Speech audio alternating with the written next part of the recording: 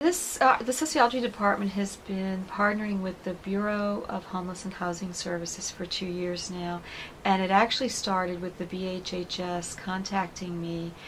They had to face a lot of budget cuts, and it was ironic because they couldn't collect the data that they needed statewide to do the needs assessment, to send to DC, to show the need for funding, because they didn't have funding to collect the data. So they were in a catch-22, so they were reaching out to colleges and universities in the state, and they knew that the sociology department here does a lot of work with the community, so they asked if our students would be willing to interview residents of homeless shelters locally and then use that data to give to the state. They're compiling all that data statewide.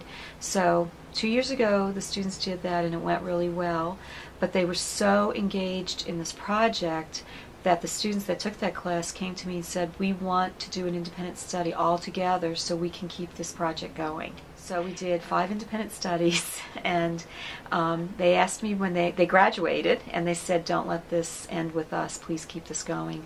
So I decided to teach a course specifically on homelessness with a particular focus in the state. What I did this year is, in the fall, I taught an intro to the sociology major course. So these are mostly first years, and they're just learning about sociology. So toward the end of the semester, when they had already built up a lot of skills and understanding of sociological theory, issues, research, I had them study the issue of homelessness, and with the support of CELT, the students created a wiki. We broke the whole 40 students into small groups, and each small group took an issue regarding homelessness, and we called it Pathways to Homelessness, because we wanted to educate the public that so many people are becoming homeless for so many different reasons, and that it's the stereotype of one way of becoming homeless is not accurate when you look at the data.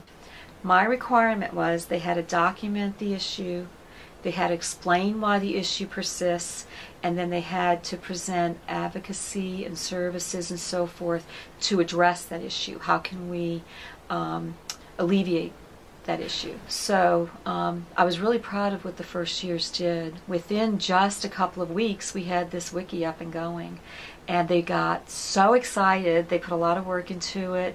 As part of this project, I had all the groups take 2 subpages and critique them so that they could do peer review. And then when they were done, I critiqued it. And they then had another chance to edit it. So by the end of the semester, they got their grade. In the spring, I'm teaching an upper level course called Homelessness in the U.S. and in New Hampshire. And this 3rd year course, they are all critiquing all the subpages. I gave them a rubric to use, and they're literally going in. And I gave them a hint. I told them my biggest concern with the wiki is I wanted more citation. I wanted more sources. I was happy when they told me they agreed. They had already caught it. And they were already telling me, we're also catching there's not enough local information here. You know, that if you want this to be useful to local agencies, we've got to get more of that up on the wiki.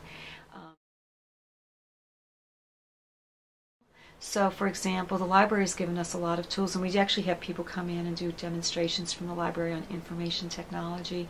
And so, for example, they'll work with the students, and they'll say, look at the .com, compare those sites to the .org sites, to the .edu sites. Is this a research institute that on its website says it's bipartisan or nonpartisan? I started off, for example, the semester with having them look at a report from HUD, Housing, Urban and Development, a report from the state, BHHS, and an academic book. And it was all on how to define homelessness, how to measure it, and counts of homelessness. And they were all different. And so they had to grapple with, we've got all these different definitions, and I was just so excited, so excited. They really were critiquing all the different definitions. I am seeing this grow, especially when you teach first years, and then seeing the difference when I'm teaching 3rd years the next semester. You're seeing the difference. addition to educating the public, I'm using it to educate my class. So my first years were kind of educating my third years in terms of just as an intro, as an introduction into these issues. But now my third years are really reading a lot more difficult material.